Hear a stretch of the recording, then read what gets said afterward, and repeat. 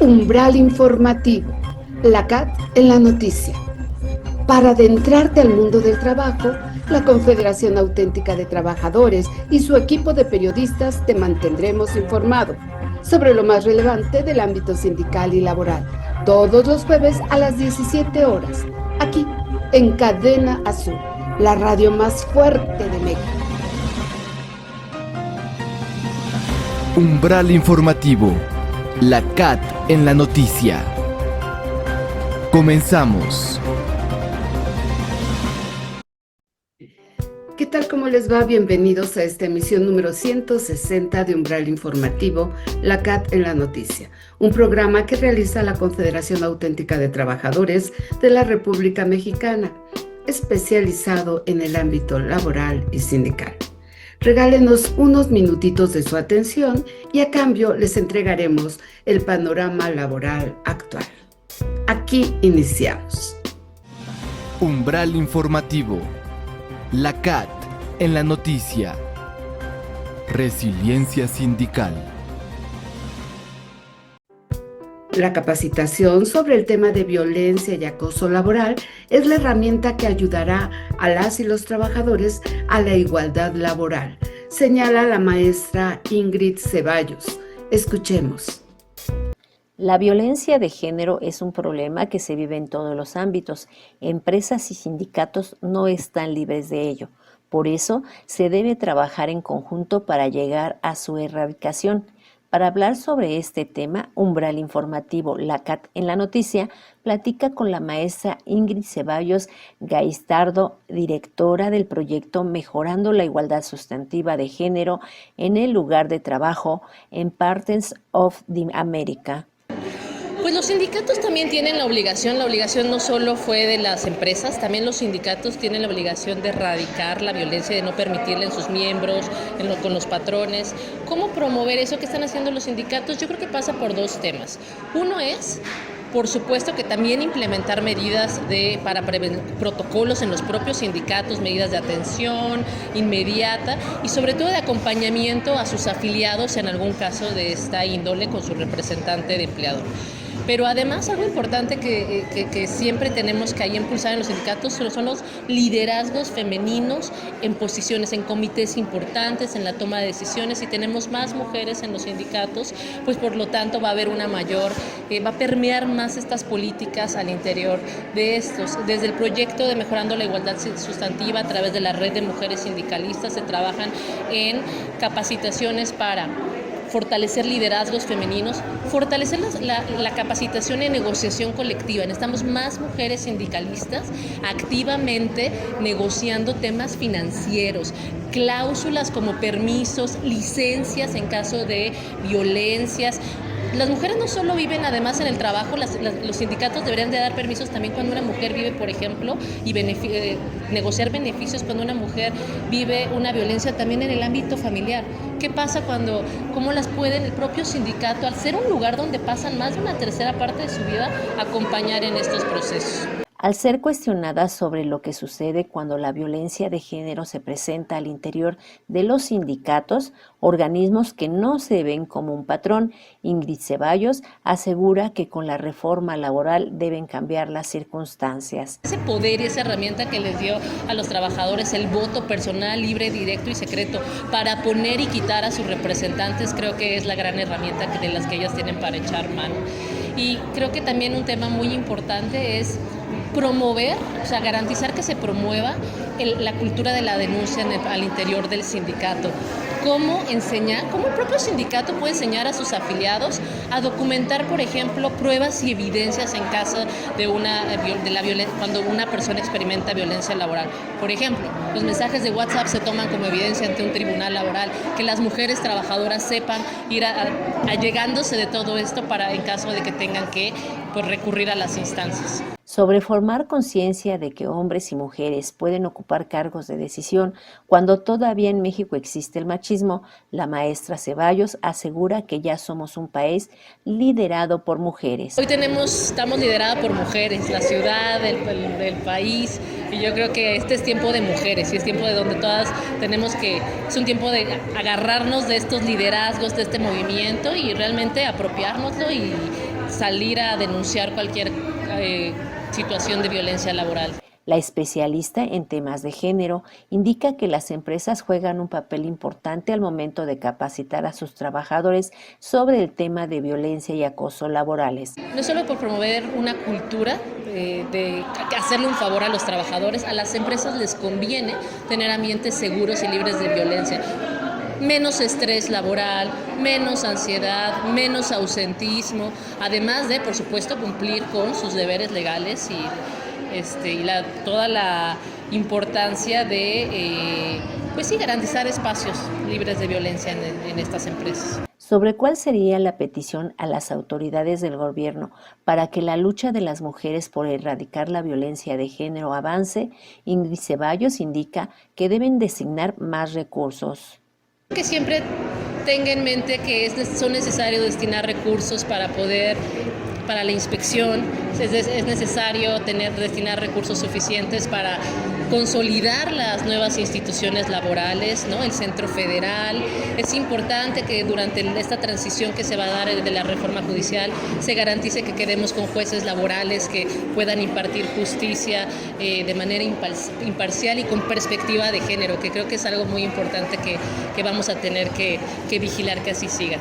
Finalmente, la directora del proyecto Mejorando la Igualdad Sustantiva de Género en el Lugar del Trabajo en Partes of the America, la maestra Ingrid Ceballos Gaitardo, advirtió que en los sindicatos también se deben destinar recursos para erradicar la violencia laboral.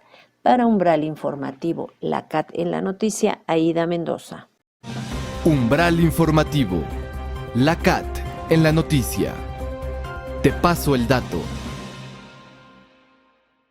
Ofrecen una experiencia sensorial única, con efectos antioxidantes, antidepresivos y beneficiando la energía física y la función cognitiva. Nos referimos a la combinación de chocolate y café.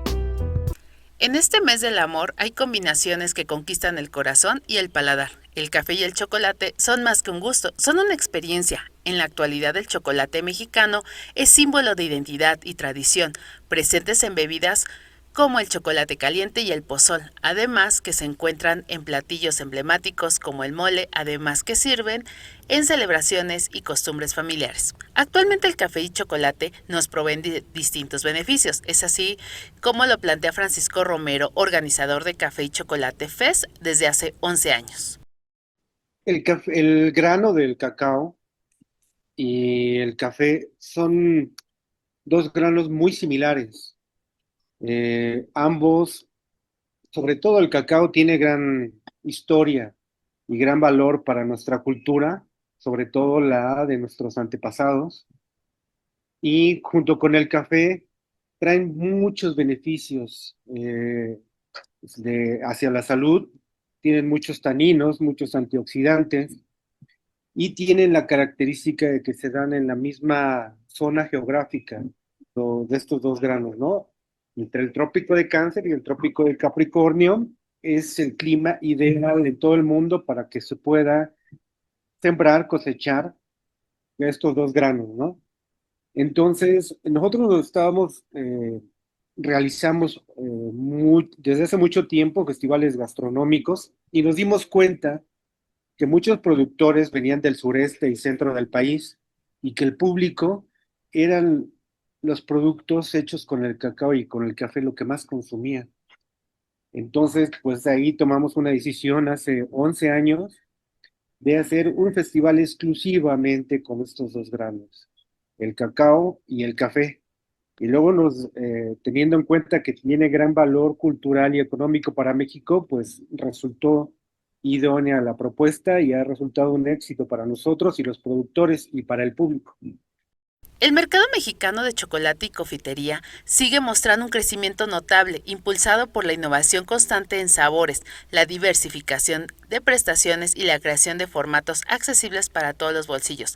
Las marcas han sido adaptables a las nuevas demandas de los consumidores, quienes buscan no solo sabor, sino también experiencias distintas, ingredientes de mayor calidad y propuestas que se alineen en ese estilo de vida más conscientes. Hoy en día el chocolate se presenta en versiones con mayor contenido de cacao, combinaciones con café, frutos secos y especias, así como opciones con menor azúcar o ingredientes naturales.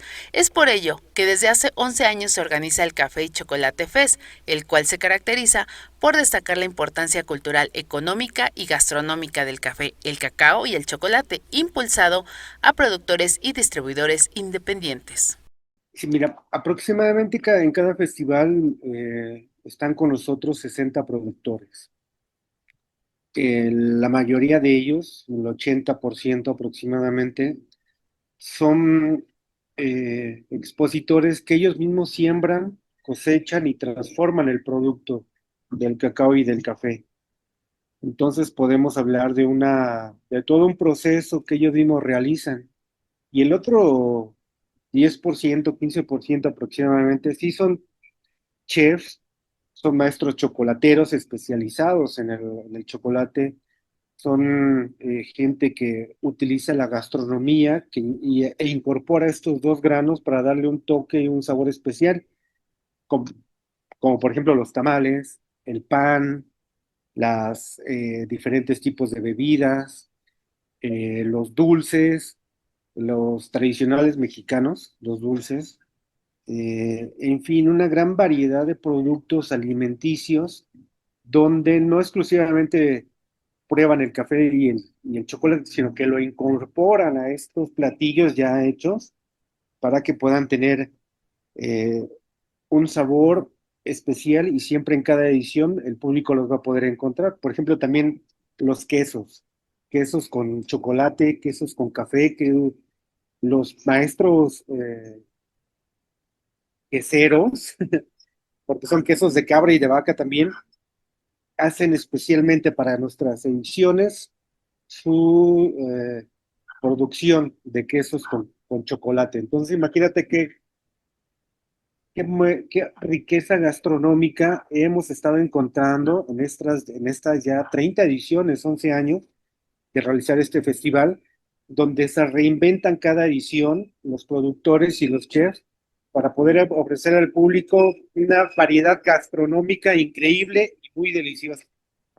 Estas personas, estos campesinos, estos productores, pues aprovechan el mostrar su producto y venderlo a un público que en cada edición siempre es diferente. El público encuentra variedad de productos tan ricos alimenticios, del aspecto alimenticio y deliciosos también. El crecimiento del sector también se ve reflejado en la expansión de pequeños productores y marcas artesanales que apuestan por el cacao mexicano y por procesos más sostenibles, sumando valor a la industria y fortaleciendo la economía local, que enamoran y resaltan la riqueza cultural de sus productos artesanales provenientes de Veracruz, Chiapas, Oaxaca, Tabasco, Puebla, Tlaxcala, Estado de México y Guerrero, además de la participación especial de productos de café de Colombia y Turquía. De esta manera el chocolate y la confitería no solo mantienen su presencia en la mesa de los mexicanos, sino que evolucionan para responder a un consumidor cada vez más informado, exigente y abierto a nuevas propuestas. Con información de Ais Argumedo. Umbral informativo. La CAT en la noticia. Sobre la brecha salarial que existe entre un trabajador joven y un mayor de edad, habló el abogado Jorge de Fresnos Graham en el encuentro Juventudes y Trabajo, Estigmas, Retos Generacionales. La Constitución de los Estados Unidos Mexicanos, en su artículo 123, garantiza el derecho al trabajo digno y socialmente útil para todas las personas y regula las relaciones laborales en dos apartados, el A para trabajadores en empresas y el B para empleados del gobierno.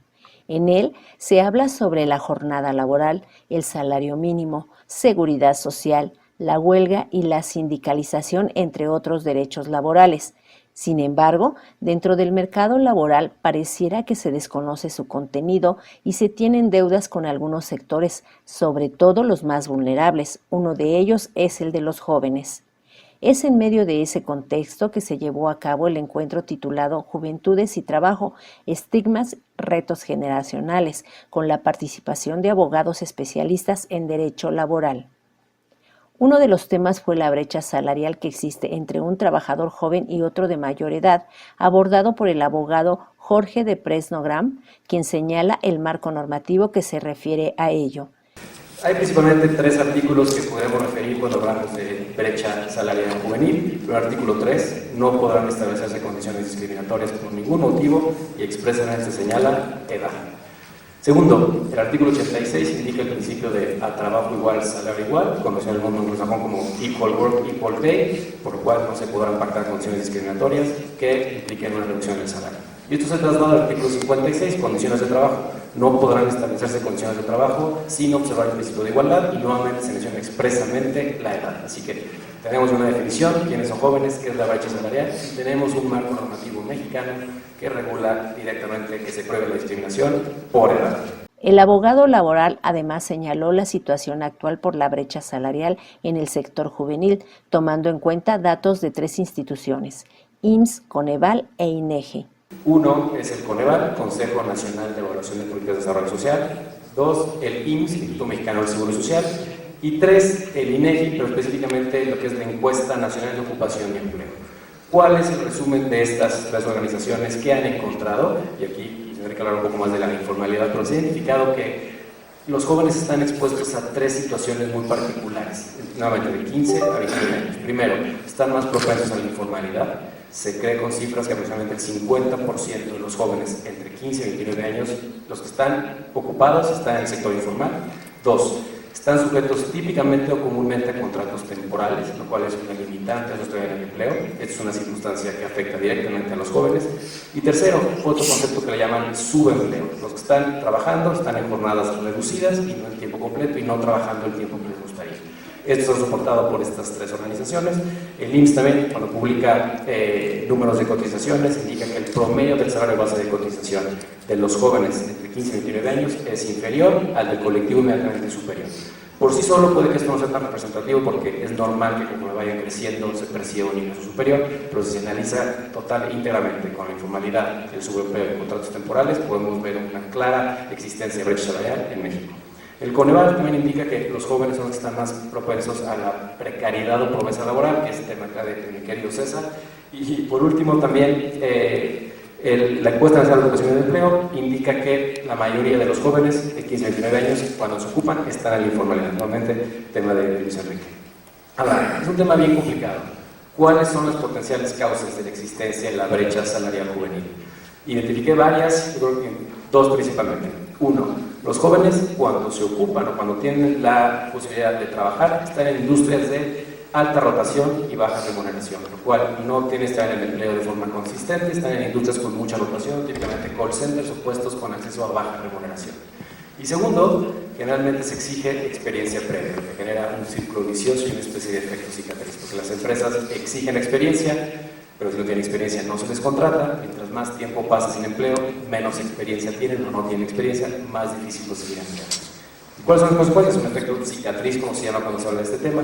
Si no se emplean a etapas tempranas de su carrera, va a ser más difícil que accedan a ingresos superiores conforme van avanzando en su desarrollo profesional. Y segundo, una consecuencia bien relevante, dentro de la brecha salarial juvenil también no hay que dejar de mencionar que las mujeres son más afectadas. Para los jóvenes, la jubilación no es un tema que se debe integrar a su desarrollo laboral, aseguró el profesor de Seguridad Social en la Escuela Libre de Derecho, Luis Enrique Díaz Mirón Salcedo, quien además habló de la formalidad del empleo. A los jóvenes no les importa cotizar para el ahorro, no les importan las prestaciones, no les importa el IMSS. ¿Quién se va a tener al IMSS, por Dios? ¿No? Y yo creo que hay, hombre, como en todos los estereotipos, algo los provoca, pero no deja de ser un lugar común, que no necesariamente es cierto siempre, ¿no? La seguridad social, y haciendo honor al lugar que nos acoge, la seguridad social es no nada más una materia de derecho social, una institución bonita, una institución potente en México, es una visión, es un sueño, ¿no? Y es una visión y un sueño que tiene una vocación de universalidad. Y tiene una vocación de universalidad que sería materializable, o sea, es una utopía que está, uno pensaría, agarrable, alcanzable. ¿Por qué? Porque para que sea universal la seguridad social en México requiere que el sector productivo, las personas, no había puesto mi lista, entonces empiezo apenas a contar mi tiempo. Las personas productivas aporten al sistema, ¿vale? Y si el 100%, imagínense este sueño, si el 100% de las personas económicamente activas, como les decimos aquí para efectos de encuesta, estuviéramos en la formalidad, la seguridad social sería absolutamente universal. ¿Por qué? Porque o serías trabajador o serías beneficiario de un trabajador, ¿vale? Y quizás no es del todo cierto, porque seguimos habiendo uno que otro patrón ahí que no es asegurable, pero el sistema de seguridad obligatorio, el sistema obligatorio de seguridad social, más los voluntarios, ¿vale? Para los patrones que queden por ahí, personas físicas, los notarios, un que otro dueño del despacho, pues puedan también acceder voluntariamente a su seguridad social y atenderse junto con todo el mundo en el IMSS. Pues no nada más el IMSS, es también poderte jubilar, es también poder prever para un niño que se queda huérfano o una señora que se queda viuda, ¿vale? Es para un papá soltero o una mamá soltera que quiera hacer ejercicio de una guardería, ¿vale? Todo eso son las prestaciones hermosas de la seguridad social. En este punto también se debe mencionar la informalidad que, de acuerdo con Díaz Mirón, Salcedo ya alcanza índices insospechados. Tenemos 55% de la población económicamente activa en la informalidad. Esto representa más de 30 millones de personas en ese segmento, o sea, que pudiendo estar trabajando o que están trabajando, no están aportando a la seguridad social. Y esto, ojo, no es culpa a veces de los que no los dan de alta, ¿vale? Pero hay un área de oportunidad enorme, hay una crítica social también, como decía el licenciado de Fresno. Pues es un tema socioeconómico, es un tema social. Y sí, porque estamos viendo que entre menos desarrollado es el país, más alta es la informalidad, ¿no? Pero al mismo tiempo tenemos un Estado con una agenda social progresiva, fuerte, potente, que quiere bajar la jornada laboral, que quiere aumentar el aguinaldo, que está aumentándonos a los patrones progresivamente por los próximos años la tasa con la que tenemos que aportar al retiro de nuestros trabajadores, y todo está muy bien, pero solo atiende a menos de la mitad de la gente. Mientras tanto, el abogado César Millar Cárdenas, especialista en derecho laboral, hizo énfasis en la precarización en el trabajo de los jóvenes, que no es otra cosa más que la degradación de las condiciones laborales. La precarización laboral, evidentemente, tiene causas estructurales, y hay que atender también a la pobreza real, que aproximadamente el 40% de los jóvenes en Latinoamérica están en estado de pobreza. Y por supuesto que esto vuelve más difícil la formalidad y acabar con la precarización, que es el fin último de todo. El fin último es acabar con la precarización. Y por supuesto que esto conlleva a formalizar a los informales, a darles contratos formales, seguridad social, pero luego la seguridad social tiene que ser real, tiene que ser una seguridad social ejecutada. No basta con que la ley lo diga y con que formalices tú a los trabajadores y a las trabajadoras. Lo que tiene que pasar es que haya un servicio real de salud, que haya un servicio real de vivienda, de ahorro, de retiro, para que entonces esta precarización no solo digamos que se acaba y no solo las leyes y las políticas públicas que se implementan vayan acabando con ella, sino que realmente puedan tener una atención. Y luego esto hay que ligarlo también a la modernización en los trabajos. En México acabamos de vivir una reforma a las plataformas, una reforma a la Ley Federal del Trabajo que regula a los trabajadores de plataformas digitales. Entró en vigor ahorita en junio de 2025. Y para esto es muy importante hablar de la deconstrucción de roles. Como se habló en su momento y se sigue hablando de la deconstrucción del rol del hombre o del rol de la mujer, aquí los roles o los estigmas que se les asignan a los jóvenes como que son flojos, que son irresponsables, que también forman parte de los estereotipos, que no les gusta trabajar, que no quieren aprender. Todos estos estigmas, esta deconstrucción de los roles sociales que hemos asignado, es importantísimo que los rompamos, porque si no podemos romper esto, si no podemos partir de un pensamiento que venga desde cero, sin asignaciones de estereotipos y roles, insisto, no vamos a poder avanzar en terminar con la precarización laboral. Millar Cárdenas indicó que ante los cambios en el mundo laboral es importante conocer los nuevos principios del derecho del trabajo. Estos principios del derecho del trabajo tienen que ser aplicados a las condiciones del derecho del trabajo. Por ejemplo, la jornada, que todos sabemos que es una condición. Bueno, a la jornada se le tiene que aplicar la flexibilidad hoy en día, sobre todo con la tendencia que está teniendo, que se ve que para 2030 el 70% de la población juvenil va a estar trabajando en plataformas digitales. Estas son las tendencias actuales según la OIT. Pero la flexibilidad del horario implica que los trabajadores o los jóvenes trabajadores o las personas trabajadoras jóvenes puedan autodeterminar su horario. Y para que puedan autodeterminar el horario tenemos, otra vez insisto, que romper con las figuras tradicionales como las conocemos, porque para nosotros el trabajo es subordinado, pero la subordinación es el don de mando, por supuesto. Pero ¿qué pasa ahorita que entra en la subordinación a través de algoritmos? ¿Cómo lo podemos controlar? Entonces, tenemos que ver estas diferentes etapas que está viviendo el derecho del trabajo y, por supuesto, que hay una figura adicional que hay que tomar en cuenta en todo momento del proceso, ¿no? O del proceso, sí, del proceso. Que es la debida diligencia. Si no llevamos a cabo estos procesos de digitalización con debida diligencia, y esto implica que tenga transparencia y que tenga supervisión humana al final de cuentas, no vamos a poder avanzar. Entonces, como una conclusión rápida que me gustaría hacer es, para encontrar el equilibrio entre la vida y el trabajo, las personas tenemos, o la sociedad tiene que deconstruir los roles, como ya lo dije antes. No solamente los jóvenes, también en cualquier otra dicotomía que podamos encontrar. Y la seguridad social y la formalidad en el empleo, por supuesto que son importantes. Pero insisto, no basta con que la ley diga que ya, o cuáles son los contratos formales, o las diferentes leyes en Latinoamérica en este caso, sino también es necesario que el Estado sea el rector de la aplicación continua de toda la formalidad, que haya una seguridad social que realmente se lleve a cabo, que realmente rinde un servicio, como decía Juan José, no solamente a los trabajadores, sino también a sus beneficiarios, para poder, utópicamente, si ustedes quieren, pero cubrir al 100%. Finalmente, presentaron algunas cifras sobre la precariedad en el trabajo que son 3 veces mayor en los jóvenes que en los adultos. El 15% de ellos están en la informalidad y si hablamos de brecha de género, 70% son mujeres.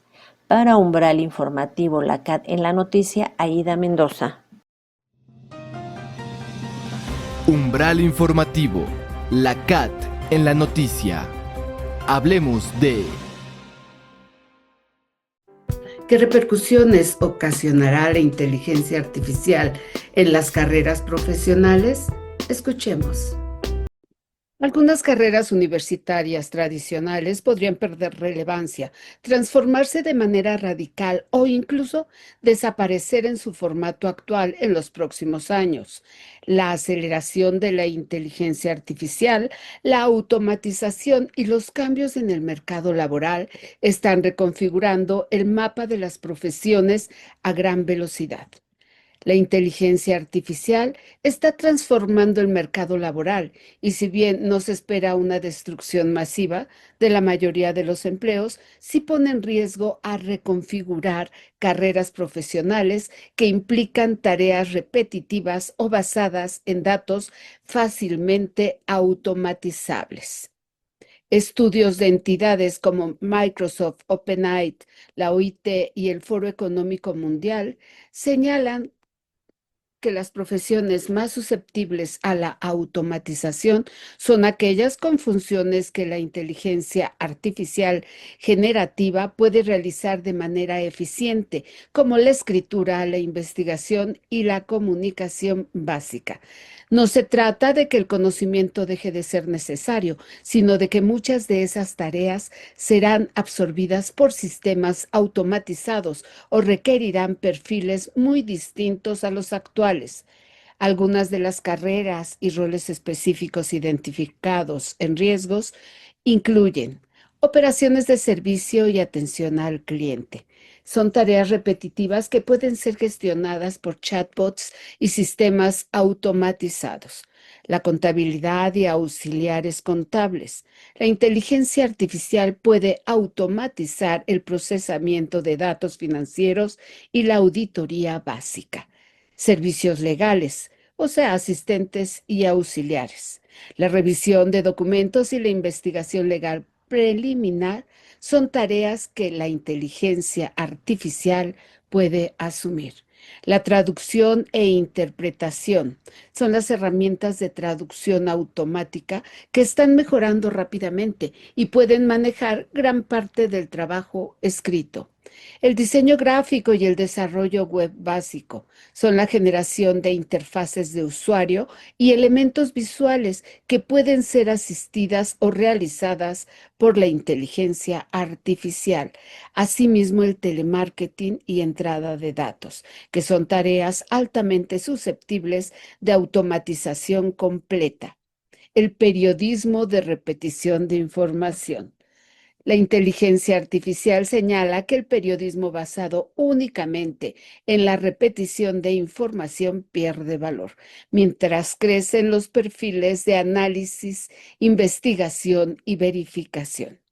La inteligencia artificial no apunta a una carrera específica, sino a un problema transversal. Formaciones que no incorporan softwares, automatización o herramientas digitales quedan rápidamente obsoletas, incluso en áreas industriales o técnicas. Lo cierto es que en la mayoría de los casos, lo que está en juego es una transformación profunda de los contenidos, las competencias y el perfil profesional. Las universidades que no actualicen sus planes de estudio corren el riesgo de formar graduados para empleos que ya no existirán. La perspectiva predominante de organizaciones como la OIT es que la inteligencia artificial influirá en muchos empleos al automatizar tareas específicas en lugar de eliminar la profesión completa. Esto libera a los trabajadores para centrarse en responsabilidades más creativas y estratégicas, aumentando la productividad.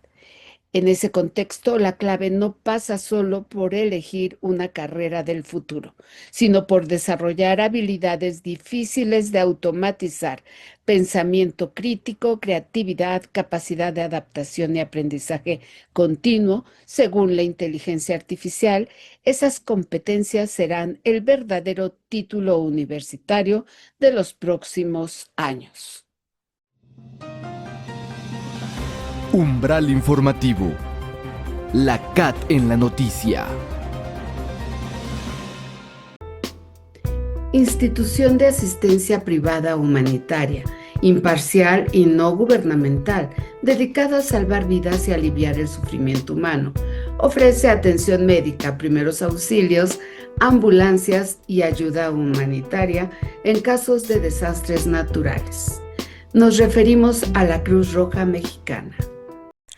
Hoy, la Cruz Roja es una de las organizaciones humanitarias más grandes del mundo, con presencia en más de 191 países a través de sus sociedades nacionales. Es desde 1863 que nace la Cruz Roja y de la Media Luna Roja, gracias a la iniciativa de empresario suizo Henry Dunant, quien tan presenciar la sangrienta batalla de Solferino en Italia quedó impactado por la falta de atención médica para los soldados heridos. Su experiencia lo llevó a proponer la creación de organizaciones voluntarias de socorro para asistir a víctimas de guerra sin distinción. Es así que en el año de 1864 se firmó el primer convenio de Ginebra, establecido con normas para proteger a los heridos en combate y dando origen formar al movimiento internacional. Así nació el Comité Internacional de la Cruz Roja. El Movimiento Internacional de la Cruz Roja y de la Media Luna Roja es la red humanitaria más grande del mundo, prestando ayuda en casi todos los países, donde brinda protección y asistencia a personas afectadas por desastres y conflictos armados. Todas y cada una de las actividades de la Cruz Roja y de la Media Luna Roja tienen un objetivo fundamental: es evitar y aliviar el sufrimiento humano, proteger la dignidad de las personas, en tanto su misión es proteger la vida y la salud, promoviendo una dignidad humana. La fundación de la Cruz Roja en México fue en 1898. El presidente Porfirio Díaz recibió una carta de la Cruz Roja Española solicitando información acerca de los servicios de ambulancias existentes en el país y su relación con la unidad sanitaria del Ejército Mexicano, en caso de conflicto armado, conforme a lo establecido por el Convenio de Ginebra, firmado en 1864. En consecuencia, en el año de 1907, Díaz expidió el decreto por el cual México se adhirió a la Convención de Ginebra para el mejoramiento de la atención de los heridos y enfermos de los ejércitos en campaña, sumando a esto el 27 y 28 de agosto de 1909 la ciudad de Monterrey, que sufrió una severa tormenta que afectó a más de la mitad de la población, dejando un gran número de víctimas y damnificados. Este acontecimiento aceleró la creación de la Cruz Roja Mexicana, la cual se fundó el 21 de febrero de 1910 y fue reconocida oficialmente por la Federación Internacional de Sociedades Nacionales de la Cruz Roja y de la Media Luna Roja, y desde entonces ha brindado servicio de emergencia, capacitación en primeros auxilios y apoyo en situaciones de desastre.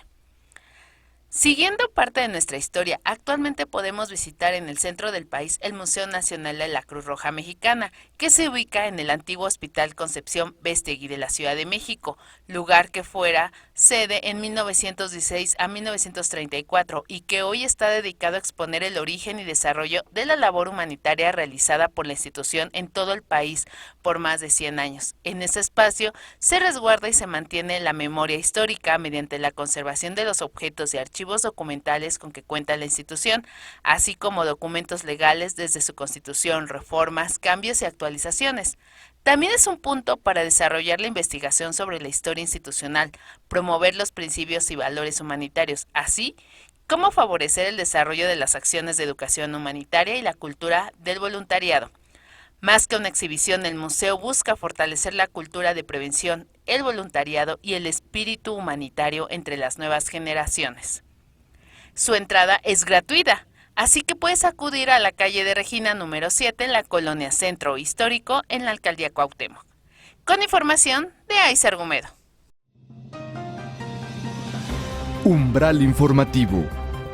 La CAT en la noticia. El valor de ser obrero radica en la dignidad de la persona que trabaja, siendo el pilar fundamental que produce bienes y servicios, sostiene la economía y transforma la materia prima con esfuerzo físico y técnico. De ahí la importancia de revalorarlos. Hace algunas décadas, en el mundo laboral, desempeñarse como obrero era despectivo. Hoy los conceptos han cambiado y se puede estar orgulloso de esa labor, sobre todo cuando se ha logrado tener una vida digna.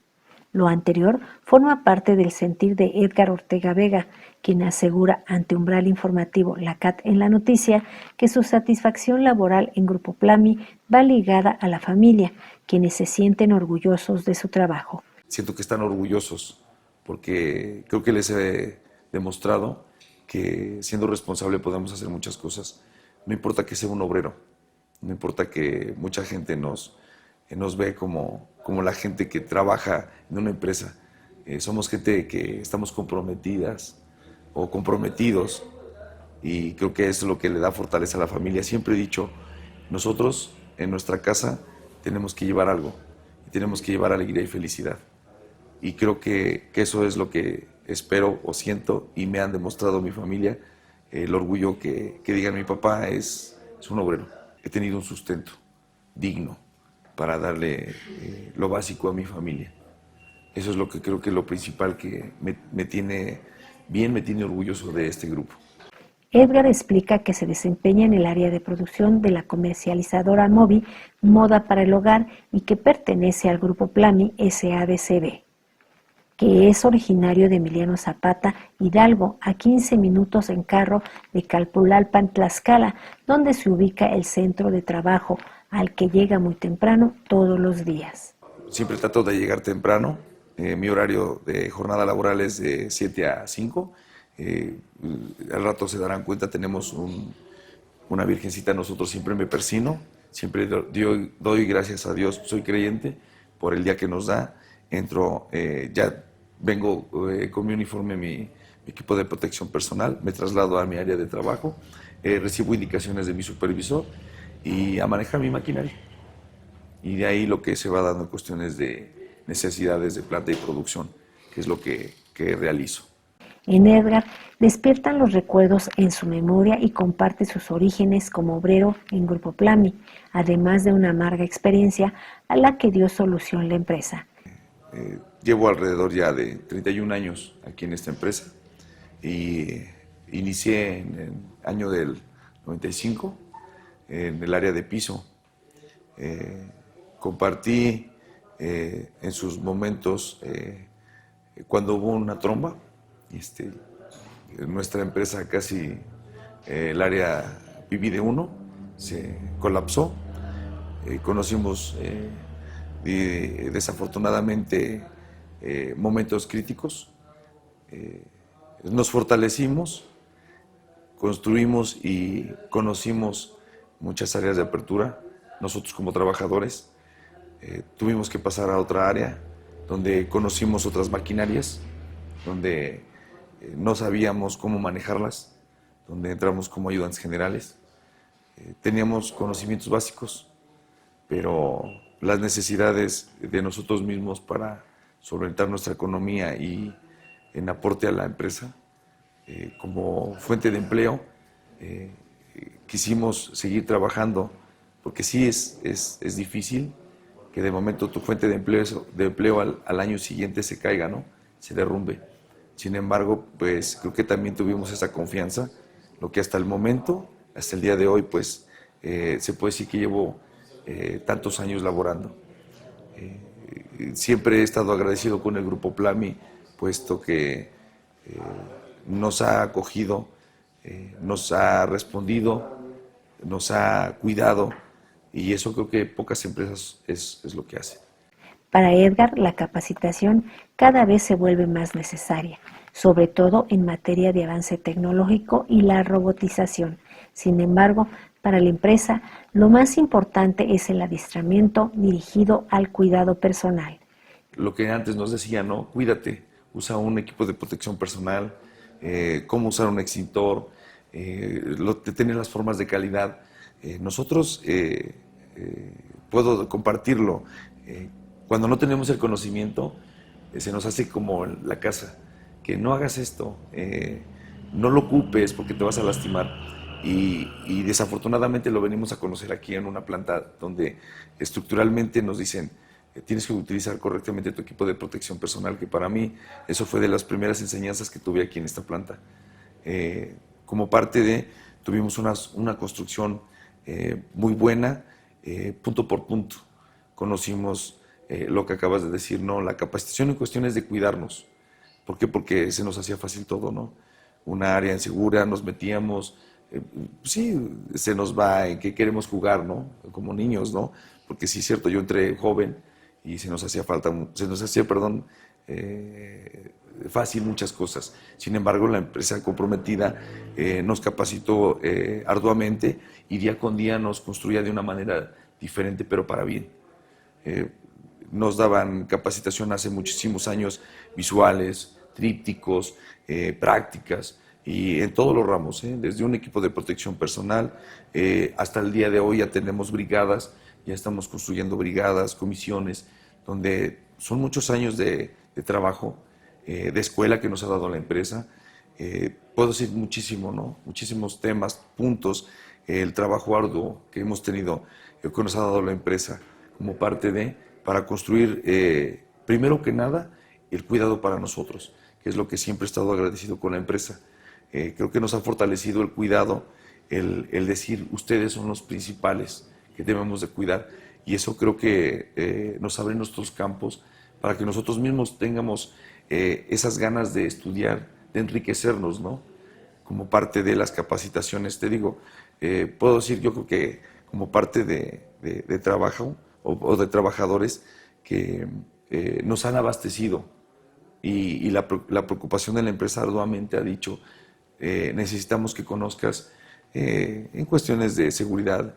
Yo que estuve muchos años o estoy en cuestiones de calidad, pues tuvimos que aprender muchísimas cosas para seguir escalando, para seguir subiendo, para seguir, como muchos le decimos, no, yo quiero ser diferente, quiero tener una percepción económica mayor.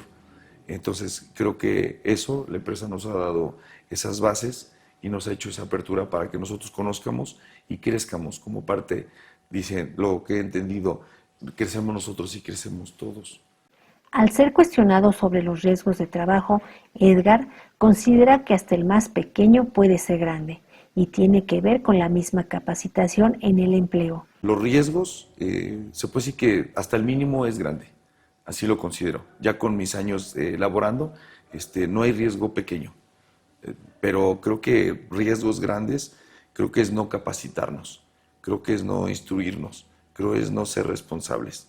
Ese para mí, en lo personal, ya con los años que tengo, es el mayor riesgo que podemos tener, no nada más aquí en nuestra empresa, sino en algún otro, se puede decir que grupo de trabajo. Te podría decir que manejamos cuchillas, una simple cuchilla o una tijera, donde en el área de cortina pues ocupamos unas tijeras y no las maniobras de una manera correcta, te puedes lacerar un dedo, ¿no? Entonces son algunos de los riesgos mínimos, pero a la larga pues son grandes, ¿no? Porque te puede llevar a una incapacidad y desde ahí ya perdemos todos, ¿no? El desempeño que ha tenido Edgar dentro de la empresa lo ha encaminado a la vida sindical y sus compañeros, en su mayoría mujeres, lo nombraron delegado. Estoy ya como delegado sindical alrededor ya de 9 años. Es una responsabilidad muy difícil, ¿no? Sí lo puedo compartir que en su momento pues no es lo mismo estar en un área de producción, ser un líder informal, a cuando ya representas a los compañeros. Es el momento, piensa uno que es sencillo, pero no es cierto. Es una tarea muy grande. Es algo que se dio por lo mismo de mi trabajo, mi responsabilidad, mi compromiso. Como tal me propusieron. Sí, cierto, al principio tenía la duda, ¿no? Decía, puedo o no puedo. Sin embargo, pues creo que el pensar en ser más allá no, sí puedo. Y siempre tuve esa fortaleza, yo siempre lo digo, esa fortaleza para decir, sí lo tengo que hacer, porque si yo hago bien algo para mí, lo puedo hacer para los demás. Y así empezó este gran sueño. Hasta la fecha me siento orgulloso de participar en un movimiento que hace que tengamos ese compromiso de bienestar con todos mis compañeros. Lo más grato que tengo, y creo que lo tengo que decir abiertamente, tengo las grandes experiencias de ver a mis compañeros cuando van a cobrar y me los encuentro, y el decir todo el trabajo que hace uno, y cuando van y reciben su economía, el llevar ese sustento a sus familias, creo que es la satisfacción más grande que tiene uno, porque adversidades tenemos a día, a cada momento. Sin embargo, creo que esa es la expectativa que quiero seguir cumpliendo, porque ese es el gran sueño de uno como delegado sindical. Sí, porque caídas hay muchísimas, a cada día. O sea, no puedes decir que un día no hay nada de temas de que tenga uno que buscar la manera de solucionar. Sin embargo, para mí en lo personal, creo que el reto más grande es seguir construyendo el bienestar para mis compañeros y que ese sustento económico lo lleven a sus hogares. Finalmente, Edgar Ortega Vega, de la comercializadora Movi, Moda para el Hogar del Grupo Plami, señaló que trabajar con mujeres no es sencillo. Tienen una fortaleza superior a la de los hombres. Eso hay que entenderlo. como compañero de trabajo primero y luego como delegado sindical. Para Umbral Informativo La CAT en la noticia, Aida Mendoza. Umbral Informativo. La CAT en la noticia. Llegamos así al final de Umbral Informativo, La CAT en la noticia. Como siempre, agradeciéndoles el favor de su atención y haciéndoles una invitación muy cordial para que nos escriban a Facebook, Radio Umbral Informativo, La CAT en la noticia. Yo soy Dora Garrido. Les agradezco su atención y les recordamos que tienen una cita con nosotros el próximo jueves a las 17 horas, aquí en Cadena Azul, la radio más fuerte de México. Hasta pronto. Umbral Informativo. La CAT en la noticia.